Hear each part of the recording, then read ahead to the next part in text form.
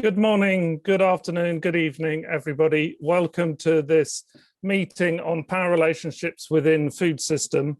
This is co-hosted by Chatham House in London and Bharat Krishak Samaj in India, Indian Farmers Forum.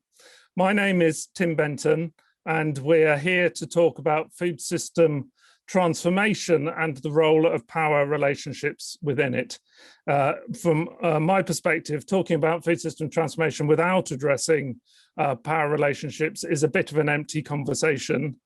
And particularly, we need to address those relationships that have entrenched the unsustainable and inequitable state of today's system. Today's meeting is the second that Chatham House and Bharat Krishak Samaj have convened together. The first brought together a whole range of stakeholders from diverse parts of the world, giving a diversity of voices on this issue. And our first speaker, Tiago Yohara, will open the presentation with a report back. We will then have 5 leading voices to reflect on the issues, and we are very pleased to be able to welcome Sylvia Mallari, Global Chairperson of the People's Coalition on Food Sovereignty, Nitya Rao, Director, Norwich Institute for Sustainable Development at the University of East Anglia, Naidu, former founding trustee of the Earthrise Trust and former chairman of the Global Alliance for Improved Nutrition, GAIN, Olivier De Schutter, UN Special Rapporteur on Extreme Poverty and Human Rights, and former UN Special Rapporteur on the Right to Food, and Etharin Cousin, founder and CEO at Food Systems for the Future, and also a distinguished fellow at the Chicago Council on Global Affairs. So the structure of this meeting is we will have a report back from Tiago on the stakeholder meeting, followed by the set of panelist remarks. We will then have, hopefully, time for some question and answers. Please feel free to enter your questions into the Q&A box on Zoom as we go along, and I will pick some questions to ask the panel. And then we will have closing remarks by Ajay Virjakar, Chairman of Bharat Krishak Samaj, to close by 0750 Rome time. We are quite tight for time, so I will keep things moving along, and we are recording this session.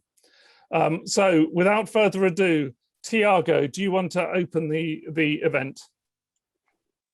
Of course, Tim. Thank you very much for this. So starting the presentation with a quick 5 slides.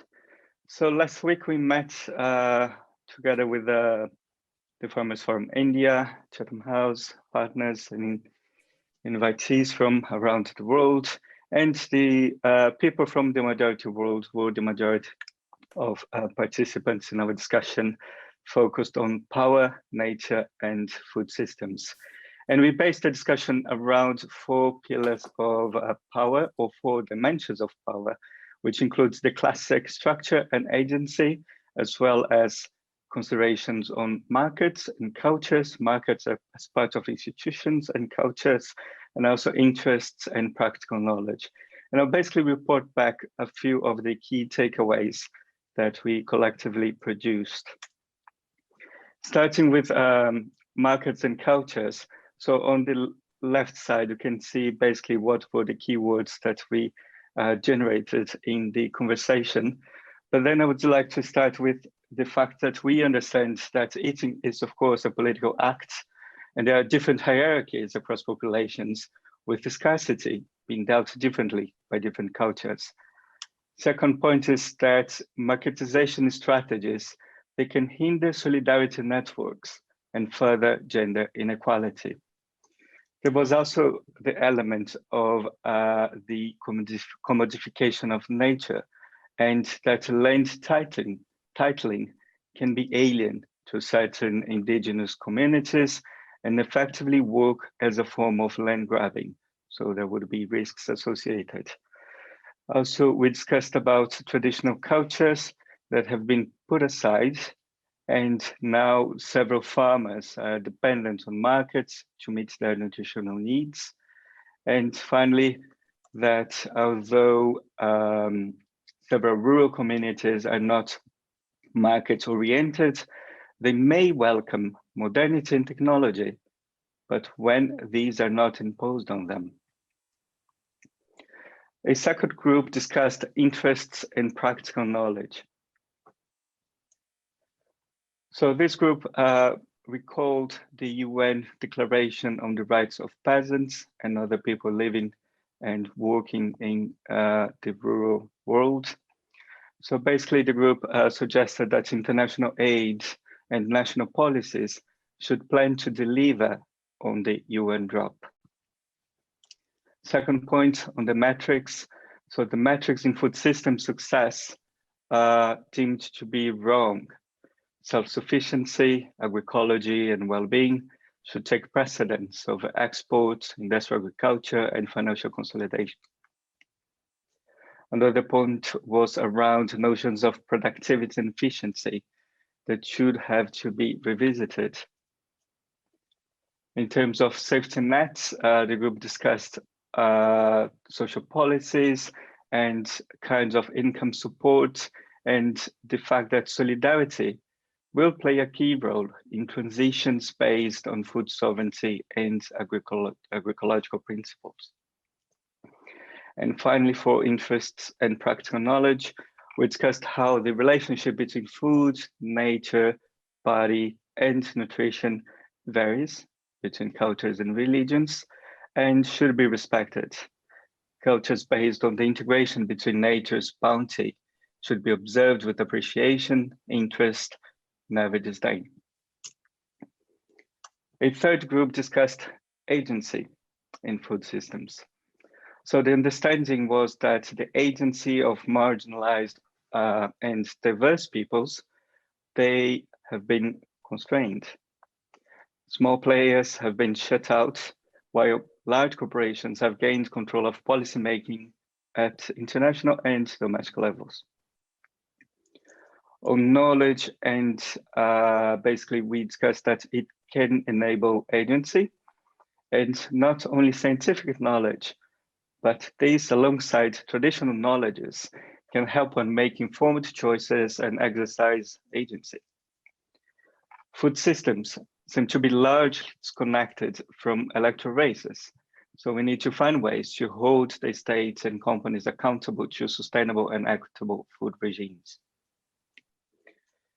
We can all be allies of peasants, farmers, traditional and indigenous peoples. Food sovereignty, the right to food, and frameworks of food systems for people, power to the people, should be seriously considered by all of us. Finally, mobilization is important, but we also need to create equitable systems to enable and ensure people's agency.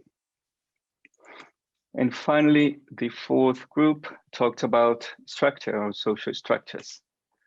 So starting with that, we discussed how international commitments and national policies lack appropriate means of implementation, like the UN drop, for example. It lacks an action plan and the mechanisms, including the financial ones, for it to be implemented.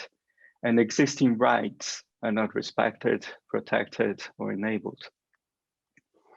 A second point, local farmland and farms should not only be the basis on which to build a food system, but the actors in farmlands should be enabled to participate in it.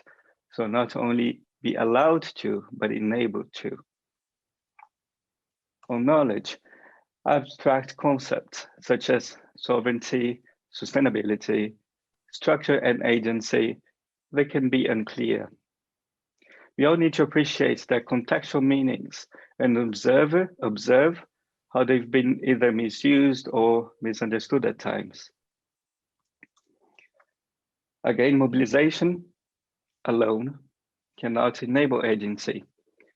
Therefore, policymaking structures should value cultural, ecological, and economic differences, enable reciprocal learning and co-management practices. This could entail a focus on cooperation and collectivization rather than competition and rent-seeking in policymaking. Finally, a note on states and markets. So the group understands that states and markets, they need to be repurposed to deliver on truly sustainable and equitable transitions. States and markets can be important institutional spaces contributing to the public interest. For example, sustainable procurement and fair trade can play a key role in scaling up sustainable and equitable food system. Finally, states and markets, they should focus on delivering public goods rather than corporate interests, observing the well-being of all, including diverse actors in food systems like small-scale farmers, peasants, and other rural peoples. So that's it, a basic report back from our last week stakeholder meeting. So back to you, Tim. Thank you very much, Tiago. If you can stop screen sharing, that was a brilliant report back of our 2-hour meeting last week. We'll now move straight into the panelist remarks, starting off with Sylvia Mallari, Global Chair of the People's Coalition on Food Sovereignty. Sylvia, over to you. Thank you very much, team. Greetings to one and all here from Manila. It's a good afternoon here in Manila. As Tim said, I am Sylvia Mallari of the People's Coalition on Food Sovereignty, or the Coalition, or PCFS. PCFS is a growing global South-led network of grassroots organizations. We have been founded back in 2004 in Bangladesh. I would say that even before the COVID-19 pandemic hit the fan and control measures put up, more than 2 billion people around the world already did not have regular access to safe, nutritious, and sufficient food. The report by the World Food Programme of 135 million experiencing acute hunger is expected to double by the end of the year. And just recently, true enough, the WFP has reported in the state of food security in the world that it has gone to 122 million more, in addition to the existing hungry in the last at least 5 years. I will say that the current food systems have exposed itself as absolutely lacking in the neoliberal model they take after as the main culprit of current fragile and profit-driven food and agriculture systems. Export-oriented and import-dependent countries in the global south take the brunt of the resurgence of land grabbing and resource grabbing as land and resources deal from rich nations threaten their food security. Unsurprisingly, these countries have the highest number of poor and hungry,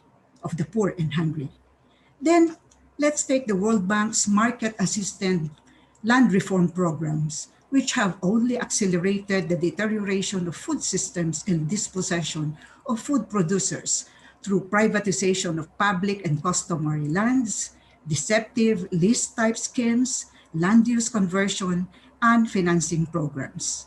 The rapid expansion of large-scale industrial farming has robbed rural communities of their right to food, with the push for industrial agriculture to cure food insecurity. True enough, underdeveloped countries are fodder for the increasing demand for biofuel, as well as monocultures of sugar, palm, oil, cotton, and maize. Much of the arable land for local food production are converted to export crop production under the liberalized economy. This causes and has been causing poverty among millions as they are displaced, forced into cheap labor, and repressed. In the past 20 years alone, land sold and leased to foreign and domestic investors has reached a total of 160.77 million hectares. Ironically, only 8% of these are for domestic food production. I speak from the Philippines, and I would say that we have a one on top of the menu we call pinakput. No? That chopped pinakput is a mixture of vegetables. And so many of our vegetables now are into import liberalization, a policy which has gone up and resurrected again just last 2019, for example, with the Rice Import Liberalization Act, which has plunged deeper the Philippines into, I would say, an agriculture crisis. Yes, an agriculture crisis, which would say that my country has gone from a growing rate of a slow pace of 3.1 something, say 4 years ago, into a slow pace of 2.1%. In 2019, we have been importing our staple food rice. And add to that, the budget for agriculture and agrarian reform is a measly 3.6% of the total national budget. Indeed, decades of subscribing to global market dictates have crippled the agriculture sector and reduced it to being a supplier of cash crops and being enhanced by the program. Okay, so given that the Philippines agriculture is in crisis, we would say that hunger is a logical effect. Hunger is still a rural issue, and rural hunger and poverty root from landlessness. So the coalition stand for food sovereignty, and food sovereignty we tackle hunger and poverty. We take it as an issue by addressing landlessness through equitable and just distribution of land and other productive resources until resources can be proven in an infallible way to avoid food and economic crisis. So just to end, of course, we take note that the UN Food System Summit has seemed to sidetrack the voices from below. And we have been critiquing this and bringing this up and struggling that somehow the people's voices from below should be heard. So just the same, the coalition is co-organizing a Global People's Food Summit this coming September, and we hope that we can help the peoples of the world build a better future by effecting a just, equitable, healthy, and sustainable food systems. So that is Tim. So much more to say, but maybe it can come later. Thank you. I said I'd be on mute at some point. Thank you very much, Sylvia. That was a brilliant set of remarks. Moving now on to Nitya Rao, Director of the Norwich Institute for Sustainable Development. Your 5 minutes starts now. Nitya. Thank you, Tim, and good morning, everybody. Thanks for giving me this opportunity to say a few remarks on the important role of power. Coming from a sort of gender analysis perspective, it is really about unearthing and visibilizing power relations, not just between women and men, but also across race, ethnicity, caste, class, age, education, and other axes of social inequality at different levels, from the micro to the macro, not just focusing on households and communities, but also markets, state, and in the current context, global actors in the context of globalization, both state and non-state actors. So I wish to really make 2 points on the role of power relationships in food systems, drawing on my work with the high-level panel of experts to the Committee on World Food Security, the CFS-HLPE, which in its 2020 report highlighted the role of agency and unequal power relations as central conceptual components of the definition of food and nutrition security from a human rights perspective.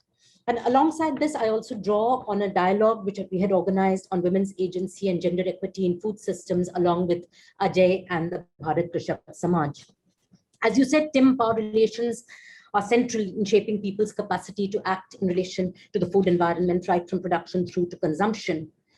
When dealing with especially marginalized and those marginalized within food systems, I think it's important to recognize both the individual as well as the collective dimensions of power. Often when we talk about women, we see them as sort of marginalized within the household, even though they are the main backbone of production in Africa and Asia. We see them as individuals within households and communities who face a range of constraints, including lack of access to equal entitlements, productive resources and services, and so on. However, these are reinforced by the systemic inequities, the social and structural norms that restrict their agency to the domestic realm.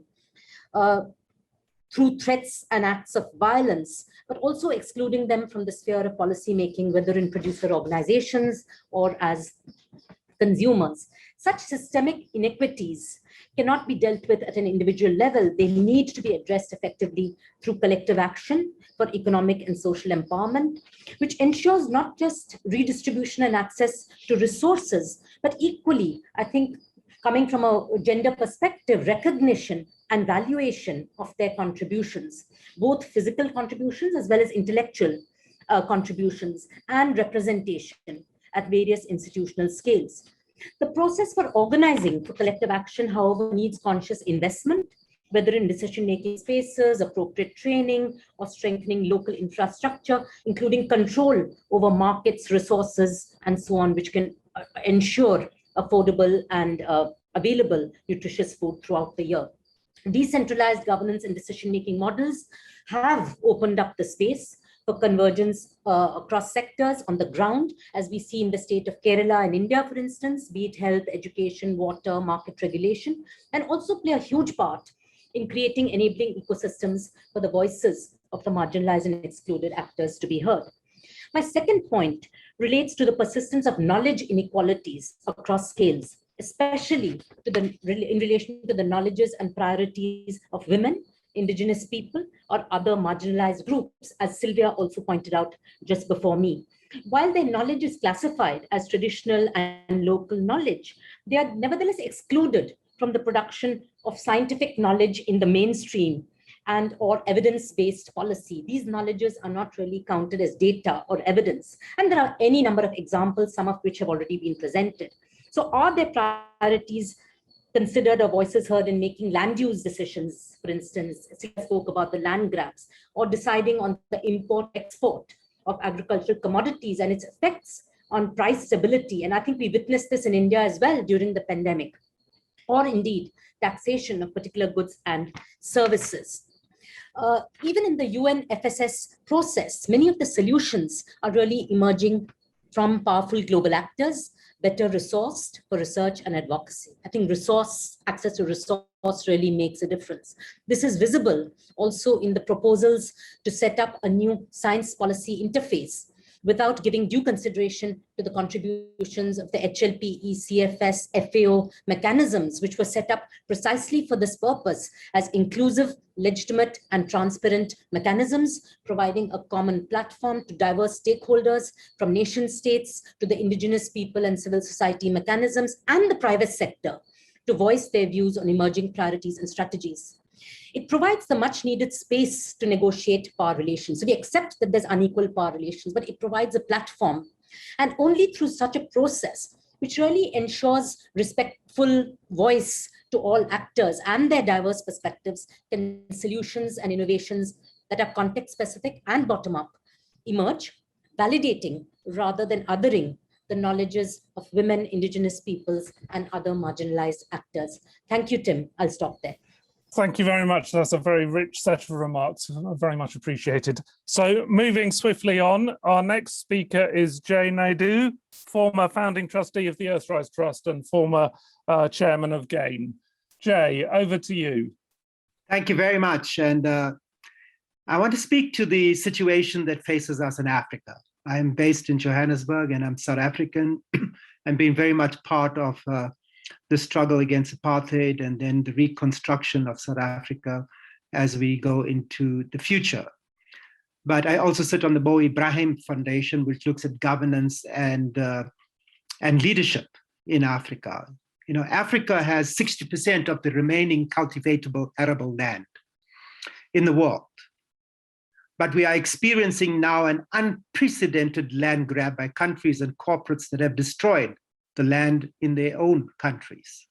It comes alongside a plundering of our mineral resources in an insane rage that is leading to a new rash of resource wars like we see in northern Mozambique, the Democratic Republic of Congo, or across the Sahel. We know that malnutrition is the single greatest threat to child survival. Every year, 3.1 million children die from hunger-related causes, a staggering 45% of all child deaths globally. But there are solutions to malnutrition.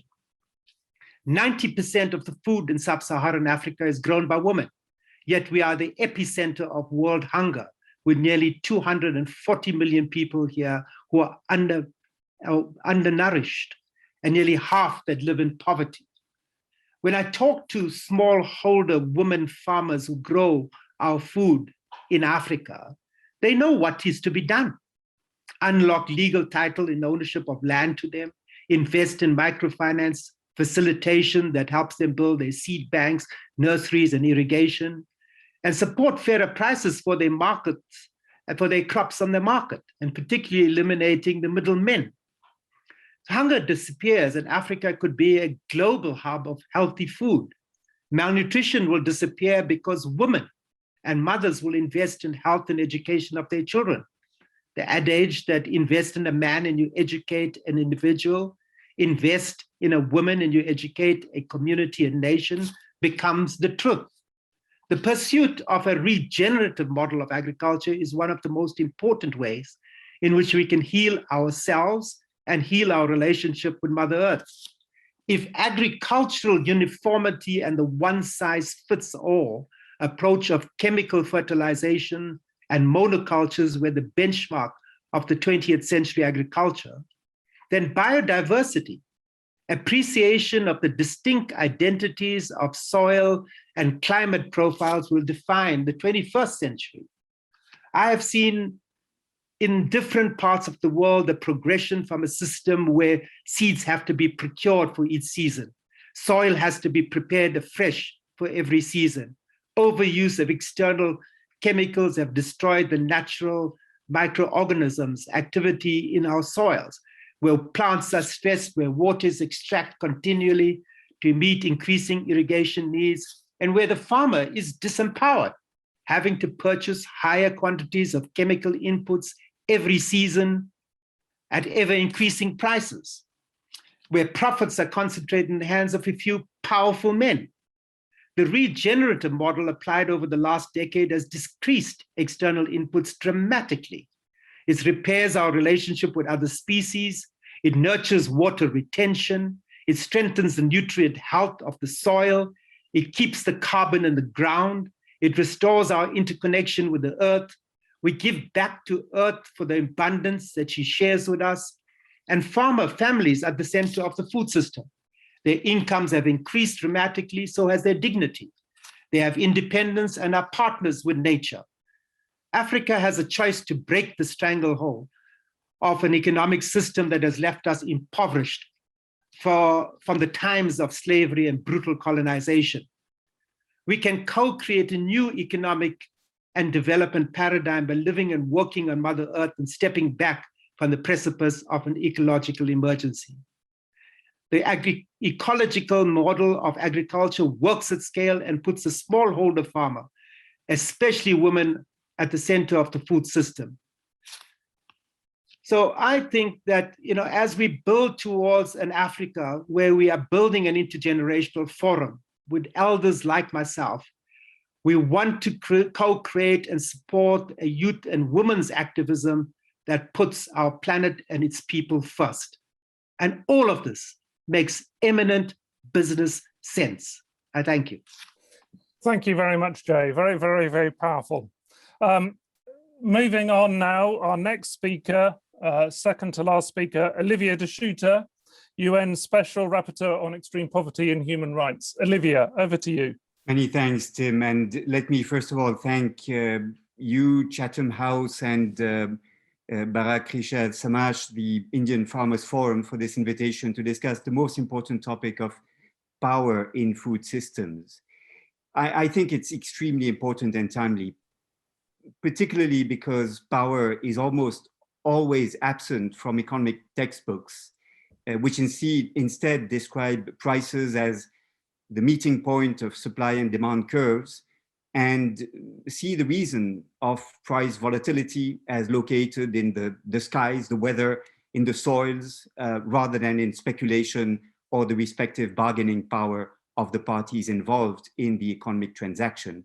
And I think that is a complete oversight and misrepresentation of what prices are really all about and about how food chains operate. Instead, I think it is time to describe prices as the value extracted by one party from another, which depends on the respective bargaining positions of both. Indeed, bargaining power is absolutely vital to understand how food systems operate and how food chains develop. And bargaining power in turn depends on, it seems to me, two facts. First, the needs of respective parties, and secondly, on power concentration. Take the needs, for example. Food producers who depend on seeds companies, on fertilizers producers, on pesticides producers for production shall have to pay a price to the input supplier if that farmer has no alternative option. Community seed banks, knowledge about low input, agroecological types of production using agricultural waste as organic fertilizer and relying on methods of biological control to reduce the need for pesticides. And so understanding how each party in food chains may need the other is essential to understand how prices are set, particularly in a context in which small producers buy their inputs at retail prices and sell their produce at wholesale prices. Secondly, bargaining power depends on power concentration. And this is usually read or assessed using a measure of CR4, CR5, the percentage of the market share that the 4 or 5 dominant players control. Now, this is useful.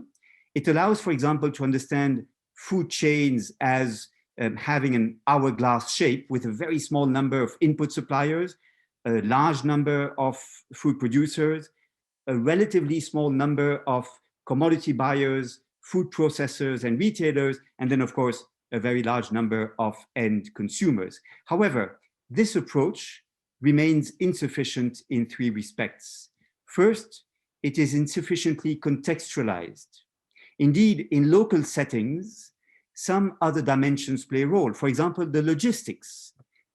Is there a local slaughtering facility accessible? Can communities, as was mentioned by Jay Naidu, can communities circumvent the middleman or the aggregator, as they're called in India, in order to capture a greater part of the value? Are farmers informed about prices that are paid in cities, on the markets that they need to have access to?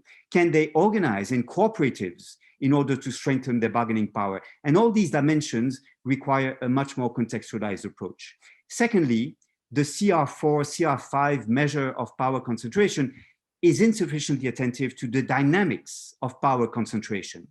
Bigness allows economies of scale, allows increased control of logistical chains, allows to pressure suppliers to sell at low prices and to force buyers to accept high prices, since both lack alternatives.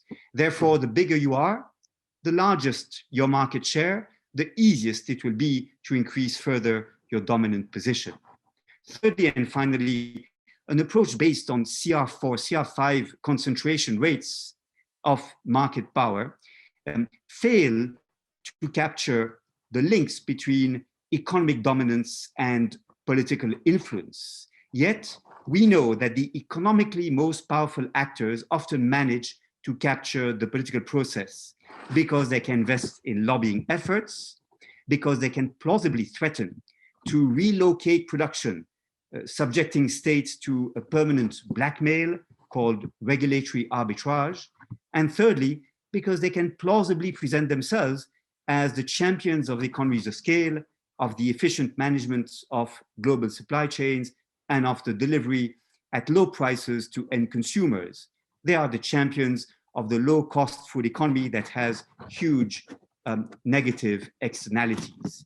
Therefore, the most powerful actors can distort the political process to their advantage. The United Nations Conference on Trade and Development calls this the rentier state, which is captured by a small number of powerful economic actors, and therefore can provide to these actors a regulatory and policy framework in the areas of taxation, of subsidies, of regulatory requirements that ultimately will serve to the dominant firms to maximize their interests and strengthen further their dominant position. So I believe that we must move away from this fiction that prices are the blind results of shifts in supply and demand, and we need to incorporate an understanding of power in understanding how prices are set. We must define price sovereignty as an essential component of food sovereignty, and that means allowing communities to decide how prices are set, ensuring that food systems deliver value that is equitably spread and that all food actors are adequately remunerated for their efforts. Many thanks, Tim, again for your invitation. Thank you very much, Olivier. That was a very interesting presentation. Now, I hope we will still have time for one or two questions. So please, audience, if you have a question or you want to vote on a question, go to the Q&A button and enter your question. Our final speaker is Etharin Cousin, founder and CEO at Food Systems for the Future. Over to you for your presentation.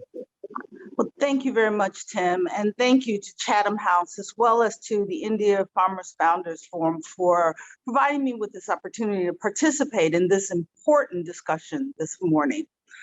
I'm coming to you from the UN Food Systems Summit. Despite all of the challenges of the summit, of us pre-summits, not the summit, of course, and despite all of the challenges of us coming to this moment, the reality is this Food Systems Summit presents a once-in-a-generation opportunity for us to come together as a global community to address what is necessary for a just transition of our food system. Because food, as you've heard from the previous speaker, is the life of not just of those who consume food, but those who produce our food. And food is the health of the entire global community. And despite the often quoted statement that we grow enough food to feed us all, the reality is, as was stated by one of the earlier speakers, 2.6 billion people cannot afford access to a diverse and nutritious diet. As well as we know that the food system as it operates today produces about 40% of all of the greenhouse gases that are emitted. We must make change. But that change, as noted by the speakers today, must be a just change. We must ensure that all actors across the food system are included in the development of the policies and the processes and the prices as we move forward to support that food system. And that is what this summit is about, the pre-summit is about. I've heard so many people over the last day talk about the opportunity to bake the cake here that becomes the cake for the summit in September. But that cake will fall flat if it is not a cake that represents all of the stakeholders across the entire food system, that ensures that we're respecting the knowledge as well as the culture of all actors that provide the production for our food system. That means that, as we have heard here today, that when we talk about a food system based on data and science, that science includes not just the cultural values, but the long-standing and often even better knowledge of indigenous people, of local people across the entire globe, which means that when we talk about investing in research and funding and data, that it must not include just academics. It must include the data and information and research that can be found in local communities across the globe. When we talk about the power relationships. If we are going to create a just transition, the necessary just transition of our food system, we must embrace the opportunity for a diverse food system, a diverse set of solutions. Again, we've heard the opportunity that agroecology, that regenerative agriculture, that sustainable farming will provide to supporting a food system that protects our environment, as well as supports the health of all actors across the food system, as well as the opportunity for equitable economic return for all of the actors across the food system, from the farmer to the retailer who sells that food to the consumer. So I'll just say in closing, when we talk about creating a just food system, it means that we are working not for, but with all of the people involved in the food system, all of the stakeholders, from farm to consumer. And with that, we will create the transition that is necessary to achieve a food system that does address that laudable goal that we are working to develop here, and a cake that stands tall and does not fall flat. Thank you all. Thank you very much, Etharin. Brilliant set of comments, and thank you very much, everybody, for contributing.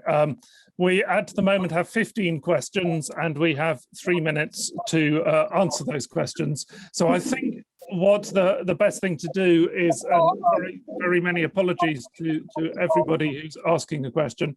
I will give every panelist 30 seconds to say what one thing would they do to reduce power imbalances in the system or deliver the things that they have suggested. So the first question to Olivier is, well, economics doesn't work like that, Olivier. How do we actually get price sovereignty? So each person have 30 seconds to say what one thing that they would do. Lots of very good questions in the chat, but we don't have time to address them. So let's just go in the same order as we spoke. So Sylvia, 30 seconds. What one thing would you do to address the power imbalances in the system?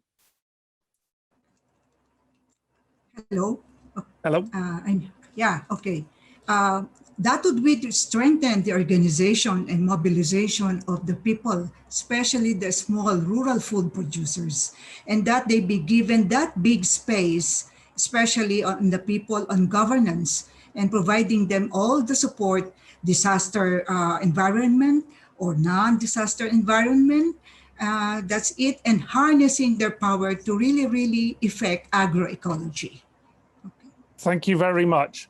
Nitya, your 30 seconds closing remarks. What one thing? Thank you very much. I think the one that Sylvia has mentioned in terms of collective organization, strengthening people's organization and investing in people's organization, this requires resources, is one. But I think alongside that, addressing some of the structural inequalities in terms of rights and in terms of legal entitlements is very critical. I think we have spoken a lot about women, indigenous people, and so on. And I think apart from their own sense of entitlement, this also needs to be equal entitlements within agriculture and food systems need to be enshrined legally as well. Thank you very much, Nitya. Jay. Thank you, Tim. You know, I've been an organizer for probably 50 years of my life. So as the founding General Secretary of COSATU, the Congress South African Trade Unions, we had a slogan in the 80s. It says, organize or starve. And so that's the only option we have. If you want to change the system, it's talking to young people, those under 30, sorry, not our generation. The motive force of any change that we want to see is making agroecology, land and our planet and food, something that's cool, that attracts them, that they see as a career path, that takes us out of subsistence into smallholder farming that gives you a decent income and also builds your relationship with Mother Earth. So I'm excited by this challenge. I think we're ready for a new revolution in this world. Thank you. Thank you very much, Jay. Olivia, your 30 seconds. Thank you, Tim. I would like to suggest that there are perhaps two priorities. The one priority I would put forth is improving the ability for small-scale farmers to organize themselves in cooperatives, to form what John Kenneth Galbraith called already in 1952 in a book called The American Capitalism, the countervailing power, allowing them to strengthen their bargaining position in food chains. And then secondly, I think we must address the ability for major actors to translate their economic dominance into political influence.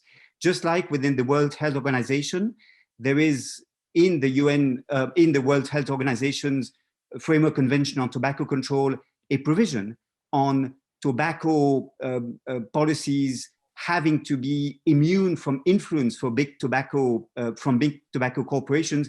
We need similarly states to be shielded from excessive influence from big corporations. And this can be done to avoid, to protect the integrity of decision-making processes in democracies. And I think those would be my two priorities. Thank you.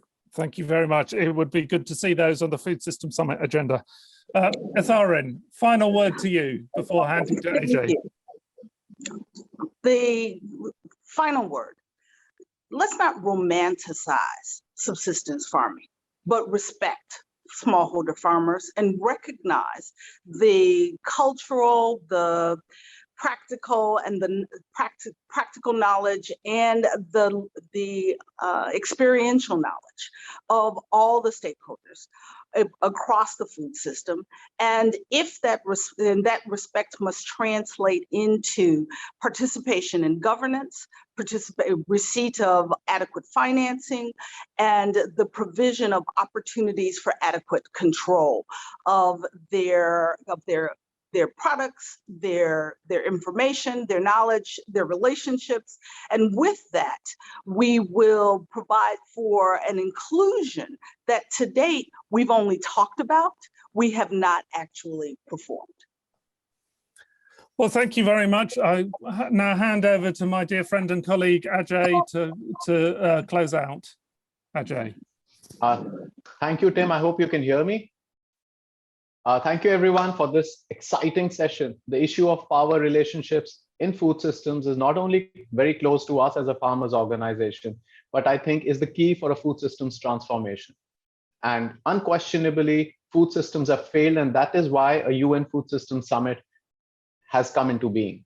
When we only barely address the symptoms or the outcomes and refuse to acknowledge and correct inherent imbalances in the food systems, it's like focusing on the tree and missing out on the forest. We have issues like consolidation in food value chain, reframing of WTO rules which drive millions into poverty and forced migration, biased and unconscious bias in public research, which now is being forced to look for funds from private individuals, which do not address the externalities in the food systems. Matter of fertilizer cartels, skewed measurement metrics, government issues, governance issues of philanthropists and businesses, big technology shaping how government regulations and public perceive laws, when policies make farmers dependent on markets, and such issues are left off the table, more often one gets a haunting feeling that we are going backwards rather than forwards. The only silver lining, Tim, here is that this destructive food economy was created by public money and public policy, and thus can be reversed. Imbalances in the food systems are in many forms and have existed since eternity. And what we have added as an educated society is that we have added a representational asymmetry where society has reached a conclusion that producers and less articulate aren't good stewards of knowledge and thus are not required at the table. Because we lack external barriers like social accountability, the imbalance relationship is not self-correcting. Let's try and convince those who are making policy. It's difficult, but it's paramount to create awareness amongst the people about this darkness, not only to pressurize the policymakers, but also to give the politicians space to make the change when they commit to it. The importance of collectivization has been addressed by all speakers today, as an approach can help exercise agency in unequal systems. even though we are, as producers, in millions, we keep losing because they make us think we are alone. The pandemic has made apparent that the food and health of the planet are connected, and governments are failing to deliver. It is time for a social movement centered on collaboration, activism of producers, consumers, stakeholder capitalism is a part of that. But more importantly, I think a mere dismantling of power is not enough, because it invariably leads to its replacement by a larger, sinister force, as we have seen happening across the world. Therefore, dialogues become critical to solve the crisis. Not only does those in power need to develop a system of trust and space for others to join, but more importantly, those unwilling to engage because the table was set must come to the table, not only because options are limited, but the window of survival for future generations is closing fast. And like Jay very correctly said, that let's repair the relationship of humans with other species. This is not just about power relationships within the human species. I think so it is also a relationship with the other species on the planet. So let's not keep silent, but also engage.